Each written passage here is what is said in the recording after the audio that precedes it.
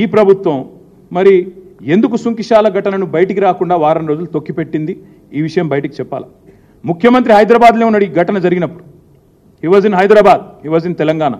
కానీ ఘటన జరిగిన తర్వాత కూడా 24 గంటల తర్వాత ముఖ్యమంత్రి గారు బలాదూర్ అని చెప్పి ఆయనతో అమెరికా విమానం ఎక్కి వెళ్ళిపోయాడు. అంటే కనీసం పర్యవేక్షణ లేదు, రిపోర్ట్ లేదు, చూసింది లేదు. పోనీ అక్కడ ఘటనా స్థలానికి పోవడం కాదు, ఇక్కడన్నా కనీసం రివ్యూ చేశారా? కనీసం ప్రజల దృష్టికి తెచ్చారా?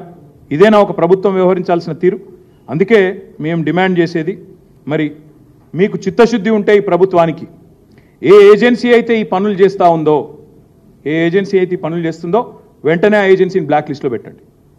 మీకు చిత్తశుద్ధి ఉంటే ఈ ప్రభుత్వానికి వీఆర్ డిమాండింగ్ వెంటనే బ్లాక్ లిస్ట్లో పెట్టండి.